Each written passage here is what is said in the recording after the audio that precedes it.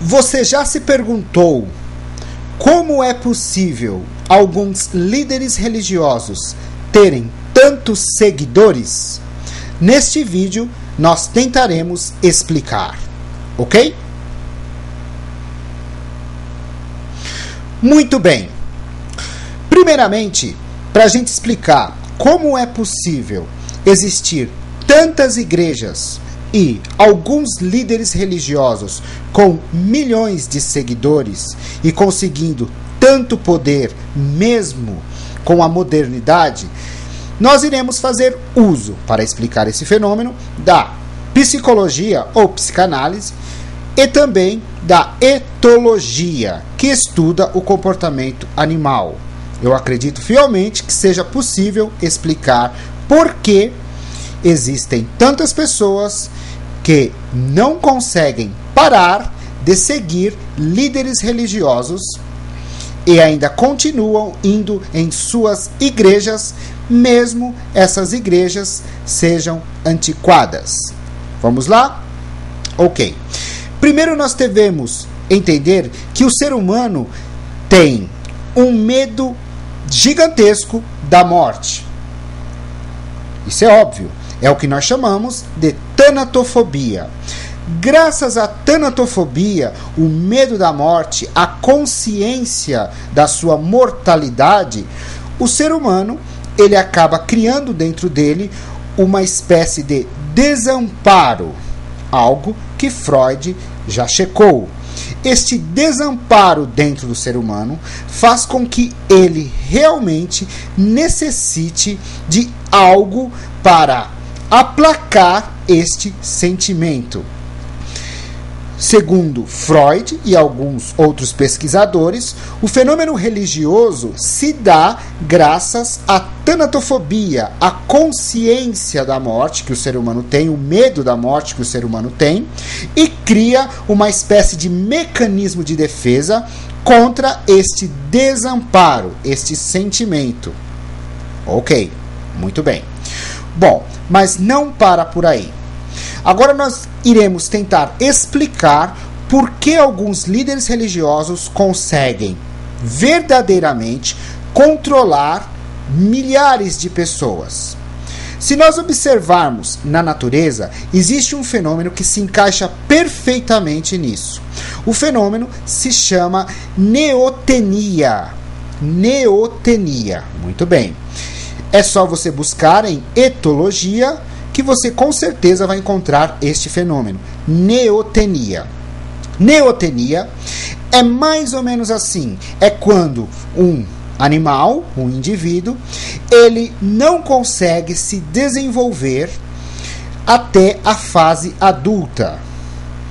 Ele praticamente consegue entrar na fase reprodutiva, o seu órgão reprodutor consegue entrar na fase adulta, mas porém ele mantém características infantis dentro dele, ok?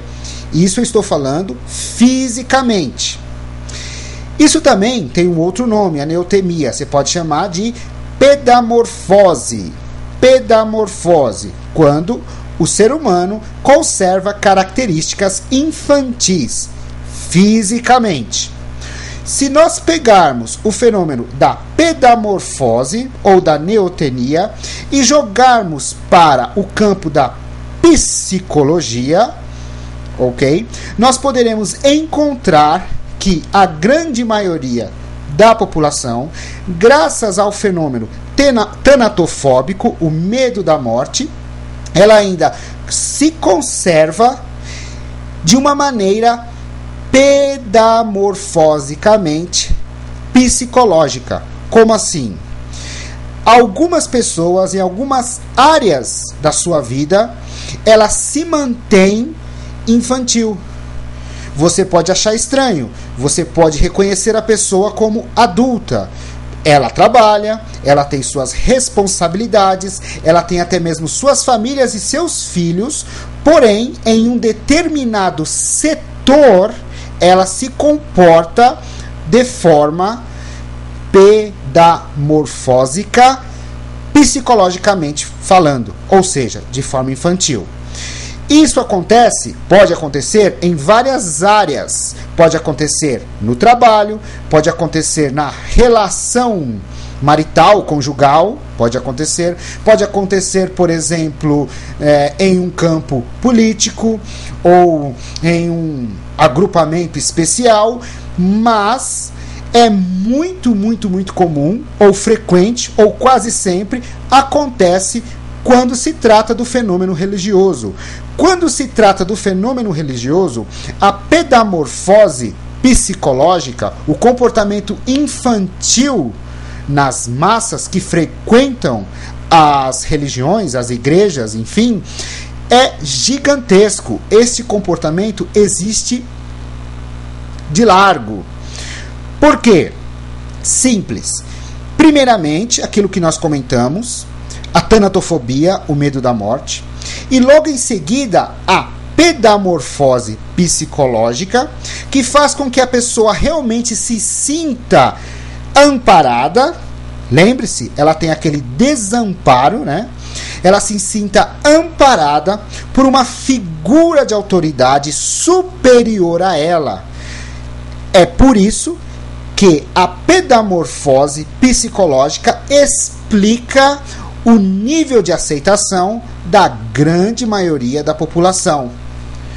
Isso mesmo, chegamos à conclusão que a grande maioria da população se sente nas suas igrejas, no fenômeno religioso, como crianças sendo amparadas pelo seu pai. Isso explica porque é tão difícil conversarmos, ou então, para quem deseja convencer essas pessoas que elas estão sendo exploradas.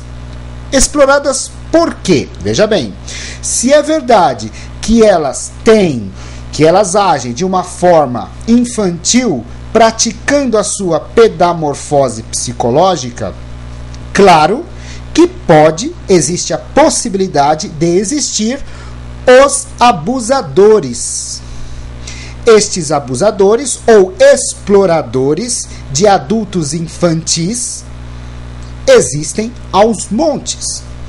Essas crianças, dentro da religiosidade, elas realmente fazem tudo que uma pessoa normal faz dentro do seu dia a dia, suas responsabilidades. Mas lá na igreja, elas se comportam pedamorfosicamente. Claro, de uma forma psicológica. É desta maneira que dá para explicar por que existem grandes líderes religiosos que se comportam como paizões e conseguem angariar vários e vários fiéis bebês, fiéis infantis, fiéis que se comportam de maneira infantil porque têm uma espécie de pedamorfose psicológica. Toda vez que um agnóstico, livre pensador, ou até mesmo alguém tenta apenas alertar essas pessoas que elas podem estar sendo exploradas, elas se comportam da mesma maneira que um bebê, uma criança, quando você tenta retirá-la do colo de um pai ou do colo de uma mãe. Ou seja, como se fosse um estranho que vai lá tentar tirá-la do colo do pai, do colo da mãe. Por isso que sempre as reações são, de certo grau, violentas. No meu ponto de vista, evidências, provas, não irão realmente convencer ou, ao menos, tirar, vamos dizer assim, estas crianças que frequentam ou aceitam essas religiões paternalistas. O motivo é simples. Nenhuma criança vai deixar a proteção que ela já tem em troca de uma incerteza. Nenhuma criança faz isso.